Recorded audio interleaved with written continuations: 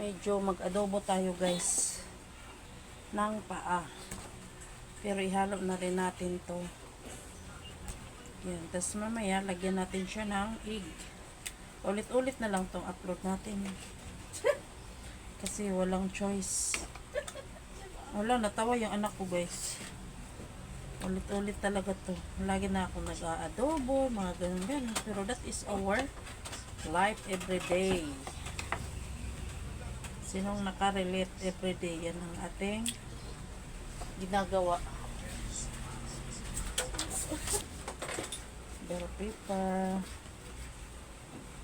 Yan, ganun lang. Pandagdag lang yan sa paganda sa ating luto ba. Pero ang resulta niyan, adobo talaga yan siya.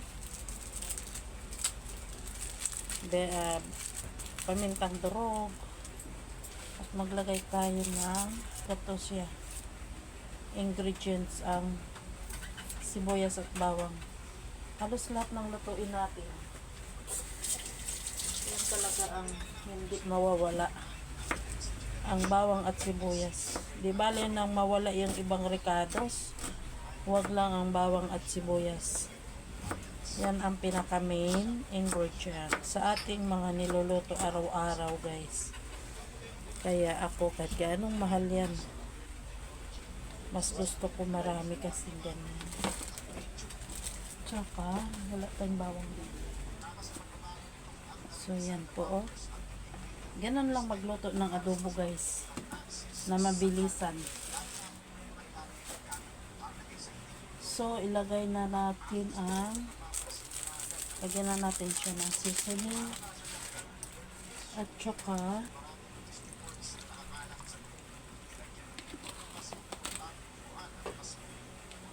lagay na rin natin to.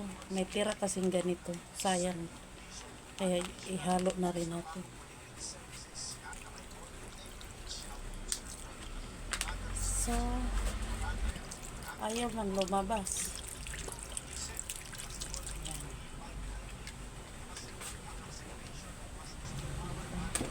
So lagyan pa rin natin siya na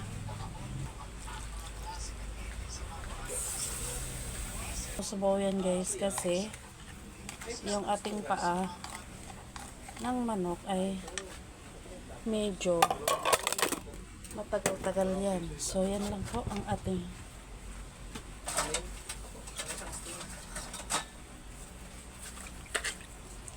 so yan na po siya guys.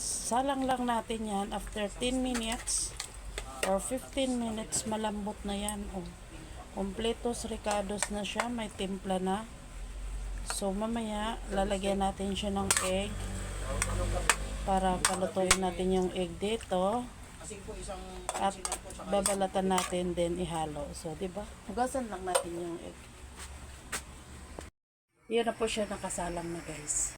So yun, pagkakulo, lagay natin yan. Diyan na rin natin lulutuin, i-boil ang ating egg para isang salangan na lang at hindi na tayo gagawa ng panibagong salang pa. Ayan. So ayan, kumulo na guys. Lagay na natin ang egg. Ayan, hintayin lang natin yung So yung egg,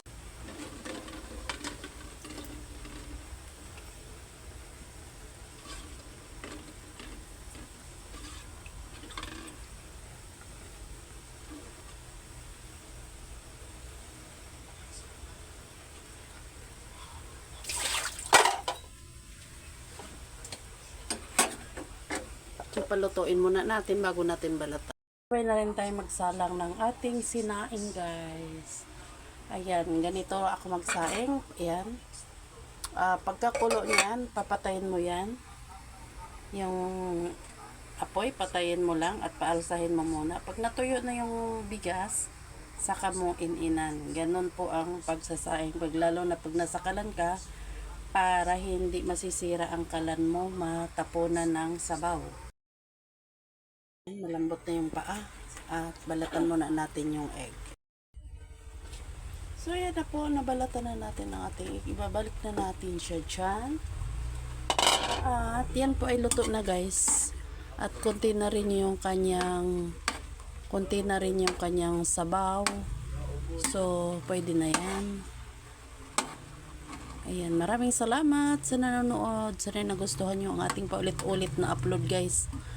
Ganun talaga guys, wala talaga akong maibang mabidyo kasi di ako nakalayas. Pero pag makalayas ako, makakuha tayo ng magandang video.